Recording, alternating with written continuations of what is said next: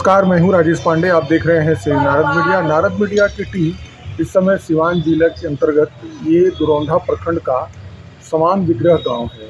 राजन जी महाराज की कथा कल यानी रविवार से 3 दिनों के लिए यहाँ प्रारंभ हो रही है।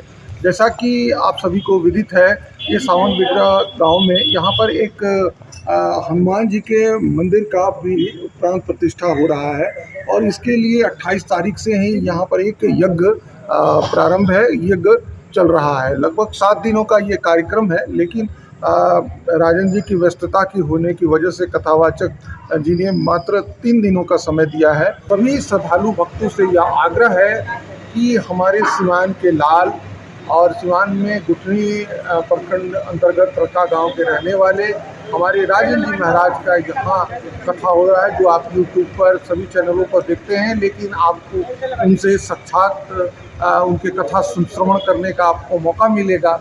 तो यहाँ 3 दिन रविवार, सोमवार और मंगलवार, ये 3 दिन 1, 2 और 3 जून को आप ये कथा राजन जी महाराज के मुखारबिंद से आप सुन सकते हैं।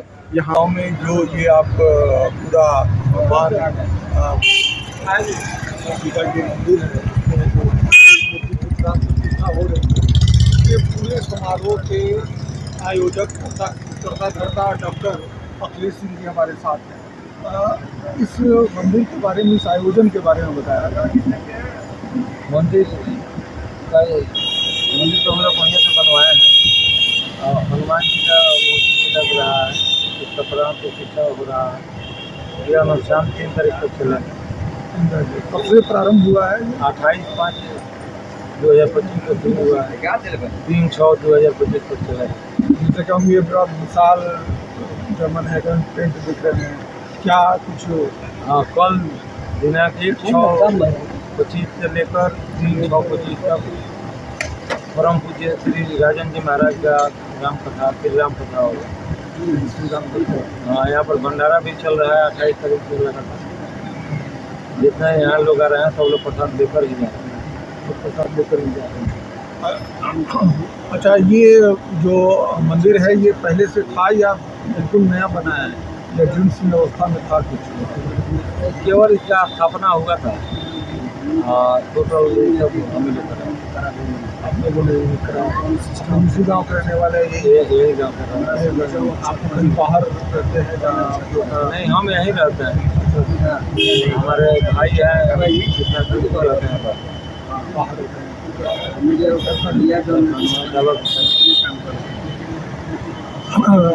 यहाँ पर बहुत पहले मंदिर की स्थापना हुई थी, लेकिन इसे पूर्ण रूप अभी दिया जा रहा है।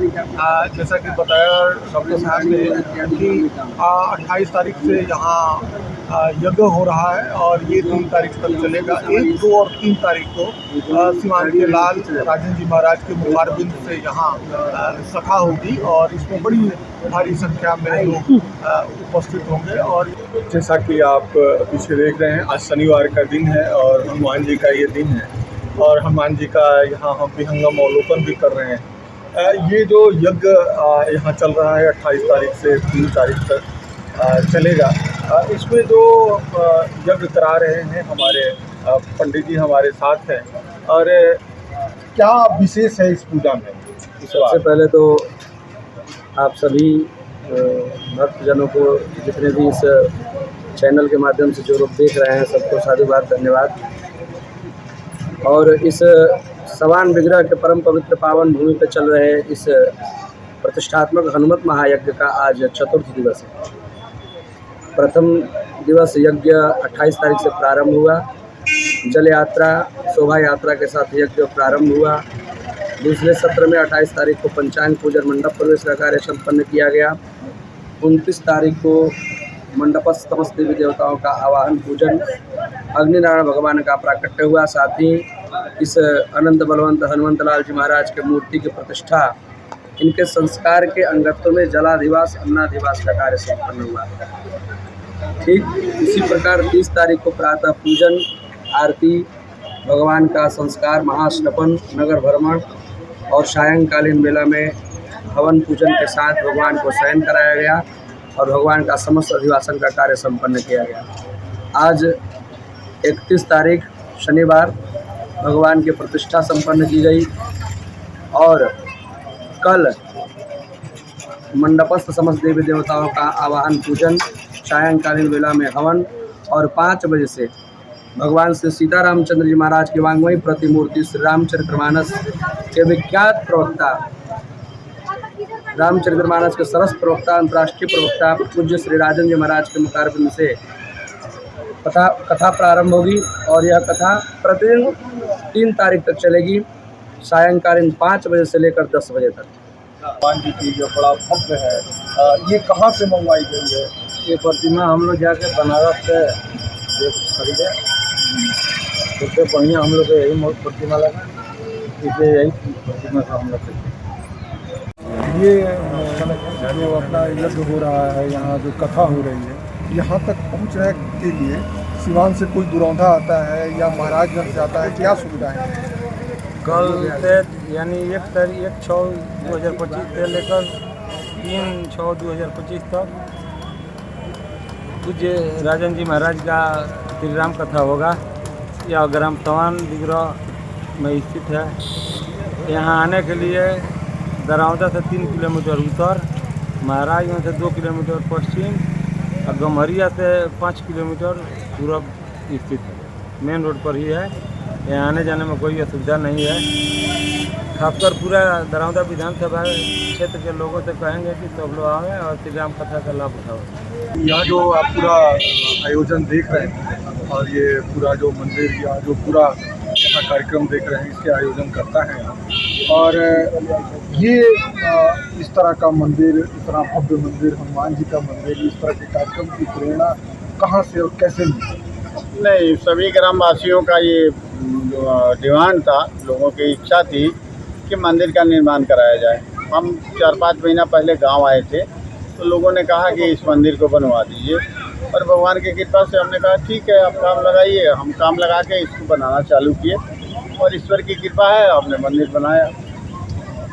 यहाँ यज्ञ होने के साथ साथ राजन जी अंतर्राष्ट्रीय कथावाचक का यहाँ कल से जो प्रवचन भी हो रहा है 1, 2 और 3 तारीख को, तो इसमें क्या ऐसा था कि जिसकी वजह से राजन जी को भी आपने यहाँ बुलाया है? नहीं, ये भी हमारे सभी ग्रामवासियों की इच्छा थी कि राजन जी महाराज को बुलाया जाए और इसलिए हम प्रयास किए और ईश्वर की कृपा है कि राजन जी महाराज तैयार हो गए और बोले कि ठीक है, हम आपके यहाँ प्रोग्राम करेंगे।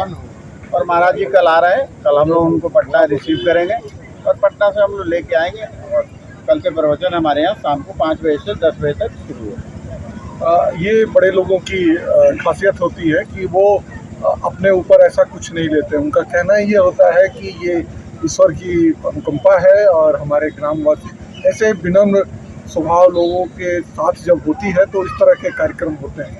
ये जो पूरा यज्ञ संपन्न हो रहा है, इसके यज्ञकर्ता यज्ञाचार्य अरविंद मिश्रा जी हम लोग के साथ हैं, बड़े भाई हैं।